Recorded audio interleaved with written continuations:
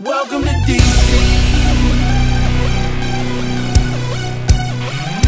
You know where you're at, the USA Cup. You're taking it slightly, I'm taking it slightly. Now how you gon' act, oh you gon' be right back. Well we gon' be right here, we gon' be right here. You know where you're at, the USA Cup. You're taking it slightly, I'm taking it slightly. Now how you gon' act, oh you gon' be right back. Well we gon' be right here, we gon' be right here. We ain't going nowhere. Welcome to DC. Chuck Brown, oh you don't know the sound? Well let me break it down. The G-O, the G-O, the M-A and B-O. See though, we've been pumping crank since an embryo. Really though, it's the city where the people hold the power. And you can see 9 dimes. We live in one of the most highly political and controversial cities in the world. What goes on here often determines how the world will react. However, our media still has trouble getting unbiased news to us, the consumer. Before we can determine examples of bias, we need to discover where bias comes from. But what is bias? Bias is the tendency or inclination, especially one that prevents unprejudiced consideration of a question. We all see the nightly news, but never really consider how many people touched the story before it was aired. Besides, like, who actually writes the story? I know you had the voiceovers, and that's all written for you. Who writes that? Generally speaking, the way we do it here is we have the producer and a couple of writers who do the bulk of the writing. They pretty much do all of the writing, okay? I don't do much writing at all on things that go into the show unless it's a piece that I've actually worked on, and primarily it's because I'm out in the community. Like today, I was out in Southern Maryland from 9 this morning until 2 this afternoon, so I didn't have time to come in and do any writing at all. So they don't rely upon the anchors here in our shop for writing. However, we do as anchors go in and go over everything that's written, and if it's not correct, or if something's changed, or if it's not in language that would sound right coming out of my mouth, I will rewrite things. So I'm more of a rewriter than I am a writer. So we basically start off with the producer that does the writing, and a couple of assistants as writers who have chip in as well, and then I come in as the final rewrite. What really is news? Is news any TV show that talks or mentions current events, or is the actual reciting of the news a true news show? We often mix up talk and opinion shows like Glenn Beck and Chris Matthews' Hardball. News organizations transpose these two on-air talents right next to the news anchors, which gives people the false sense that they report on the news rather than personal opinion. Except that's just what they do. They are not news reporters any longer. They are on-air talents who entice viewers with extremely strong opinions. There's the Chris Matthews and the Glenn Becks of the world on TV now. Do you think that these news anchors are hurting the credibility of the news, or like what's on TV and the news networks, or do you feel that they're just kind of showing the opposite ends and they're helping people form ideas? That's a good question, because to a large degree, I don't have a problem with what they're doing because they're not news anchors. Glenn Beck is not a news anchor. Exactly. Chris Matthews is not a news anchor. However, they are still considered news. It's all conflated. They're all confusing because they all they appear on the same channel as the news anchors do. They appear right next to the news anchors, and you're watching. The unsophisticated viewer just kind of equates them all as the same. You look at them all as if they're all the same player, or the same news anchor stuff. As though they're all the same kind of person, or all the same kind of. They all play the same role, and we don't. They are columnists or they are commentators, and commentators are allowed to comment. That's what they do. News anchors, generally speaking, should not be commenting. Today's news is stricken with company advertisements and labels. The days of a straight 30-minute news show, like the days of Walter Cronkite, are gone.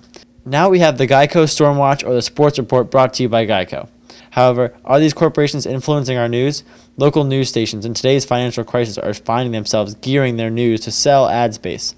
Is our news turning into a billboard?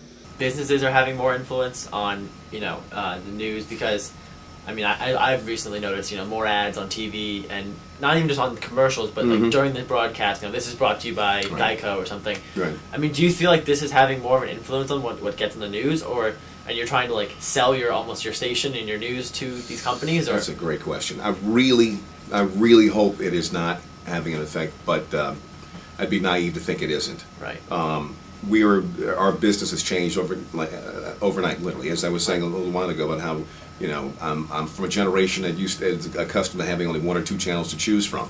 The fact is, the audience now has so many different options. The audiences are getting smaller and smaller and smaller for news. And now your generation is growing up with not with a different kind of appetite for news. Right. You guys now want the news you want. You decide, okay, this is what I want to see, as opposed to tuning into someplace where everything that happened today that's important is going to come to you. Right. You want to go, I just want to see what happened here. I just want to see what happened on my soap opera. I just want to see what happened to my team. All right. So because of that, it's getting harder and harder to get audiences to stick with us in the news, and because of that, it's getting harder and harder to make money. Who controls the news? Do you know who even owns your news corporations? 5 major companies control the news that you see on TV every night. General Electric, who owns NBC, Westinghouse/CBS Incorporated owns CBS, Disney, ABC, and CAP owns ABC, Time Warner TBS, who owns CNN, HBO, and Cinemax, and News Corporation, who owns the Fox networks. Is liberal bias even real? Republican Party Chair Rich Bond explained that conservatives' frequent denunciations of liberal bias in the media was part of a strategy. He said this in a Washington Post article in 1992.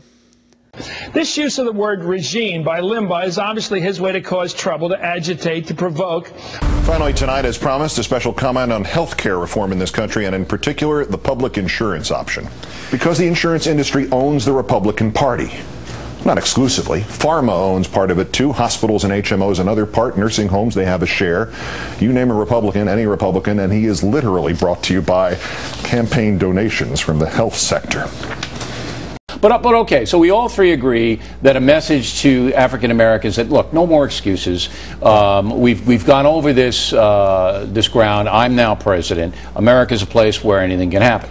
The problem with Barack Obama, though, is sometimes the rhetoric is very effective, as it is there, and sometimes the rhetoric, Holmes, is just BS. Well, and the health care is the best example of a capital B and a capital S. If it were not for Barack Obama, on the aspect of politics, the recent healthcare bill, I mean, it's been all over the news.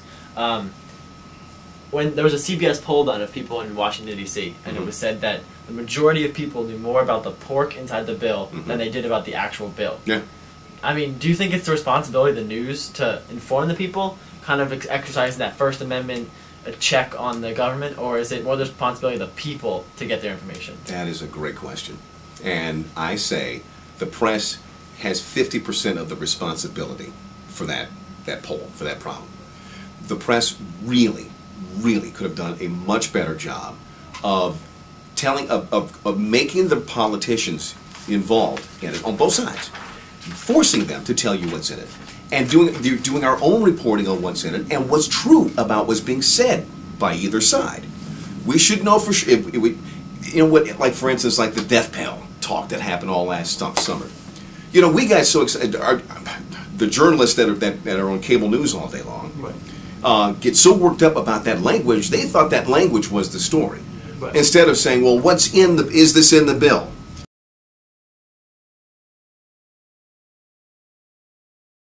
First of all, it's a matter of credibility. You want to make sure that if whoever's listening to what you have to say, on either side politically, either side religiously, you name it, they've got to have confidence that you have done everything you can to be as truthful and as fair to all sides involved in the story you're telling, you're about to deliver, right? Right.